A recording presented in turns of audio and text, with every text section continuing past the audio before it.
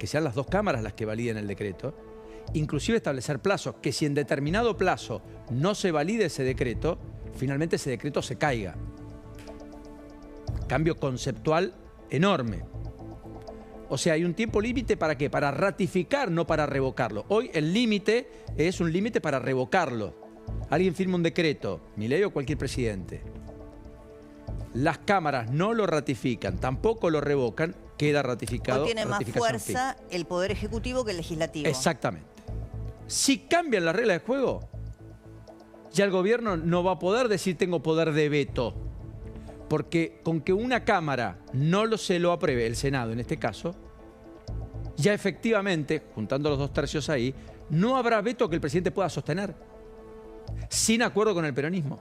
¿Sabes qué pasa? Este tipo de discusiones, Paulino, habitualmente se dan y los intereses cambian de acuerdo si estás en el gobierno o en la oposición. Por eso el kirchnerismo hizo la reglamentación y ahora quiere desandar ese mismo camino. Entonces la verdad que uno ya llega un momento que decís, bueno, pónganse de acuerdo porque cuando son republicanos, cuando están en la oposición y no son republicanos, ¿no? Respecto de delegación de facultades, DNU. Exactamente, pero eso rige para todos, porque la oposición, quienes marcábamos esto como un defecto, cuando Cristina Fernández de Kirchner lo había reglamentado, también, porque de hecho el 12 de diciembre los que presentaron un proyecto para justamente legislar este aspecto de los decretos de necesidad y urgencia con Milei ya como presidente, fueron entre otros Damián Arabia, la espada política más importante de Patricia Bullrich. Tenemos esa presentación de ese proyecto de ley 12 de diciembre del 2023. Lo que resta de dilucidar ahora es si Damián Arabia acompaña esta reglamentación que tiene el cobijo por primera vez y de manera novedosa en 15 años del kirchnerismo. Amén de que lo impulsa Pichetto, porque todo fue forzado por Coalición Federal, a quien apuntó a Milei aquí en esta pantalla con Antonio Laje el lunes, o ayer, por la mañana. Como de no saber nada de economía, que después Pichetto dijo, bueno, pero usted no sabe nada de historia. Pichetto que en algún momento coqueteó con tener alguna cercanía con el gobierno, le habilitó las llaves a muchas leyes y finalmente hoy está muy lejos. La discusión con Arriazo y demás, ¿no? Respecto a la historia. Exactamente. Ahora, en cualquiera de los casos esto no es una discusión menor. Y hoy creo que hubo un cimbronazo en algunos porque dijeron, che, cuidado, porque hasta acá teníamos reglas, gustasen más o menos, y el gobierno empezaba a sentirse cómodo con la idea de que al menos se quedaba con la facultad de no perder frente al Congreso y que al menos limitaba la posibilidad de que le revoquen vetos. Mira, muchas de las reglas si esto cambia, rigen, eso va a cambiar también, eso es lo que digo. Y que uno podría decir no son demasiado republicanas, que fueron propias de los 16 años de gobiernos kirchneristas, cuando llegan al poder aquellos que no convalidan estas ideas o que las militaron en contra cuando estuvieron en la oposición, es muy tentador tener esa botonera a disposición. Por ejemplo, el tema de los DNU y, por ejemplo, la delegación de facultades. Correcto, las dos cosas que siempre la verdad, fue Macri cuestionamos. uno de los pocos que cuando llegó al poder, si querés por presiones de Carrió, porque había otros tiempos políticos, porque se le dio mucho valor a las ideas de la República, hubo algunos cambios, ¿no? Durante su gestión, el acceso a la información pública, sin ir más lejos, que hoy Milei volvió a cambiar, sí, claro, para tener justamente menos transparencia a la hora de dar información que le requiera un particular, un periodista, un que ahí empieza a chocar que está judicializado, ¿no? La narrativa entre el votante de Juntos más tradicional, republicano, etcétera, y el votante de Milei o las propias acciones de Milei.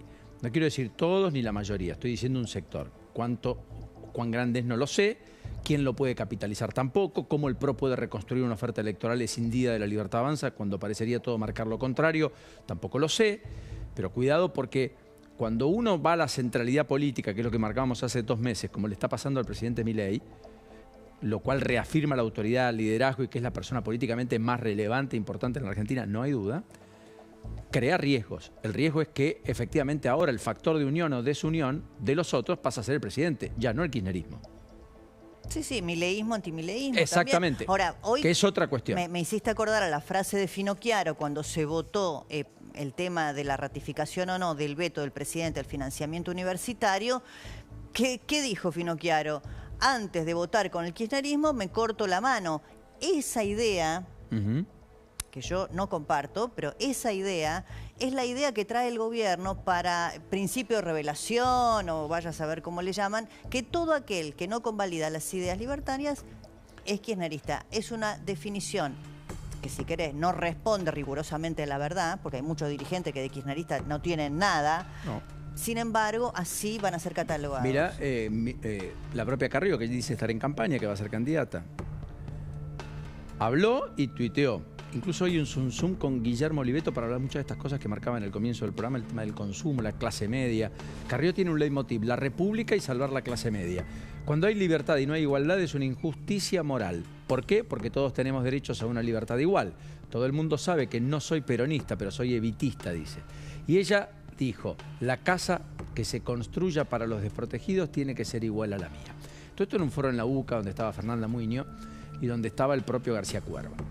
Más María Migliore, la que fuera funcionaria de el propio Horacio Rodríguez Larreta en la ciudad de Buenos Aires, y allí creo que está Diego, no me sale el apellido, al lado de Carrió, que también fue funcionario de la Hay ciudad. dos alternativas: comunista o kirchnerista. Elegí la que más te guste. Bueno, yo creo que en el medio está apareciendo una figura política que todavía no tiene nombre, apellido, pero que uno empieza a esbozar algunos eslabones, Carrió es uno de ellos, que van con la narrativa de salvemos la república y eventualmente salvemos la clase media. Yo creo que ahí está alguna pequeña idea de construir alguna narrativa que no sé si va a prosperar. Mientras tanto, cada uno juega su juego.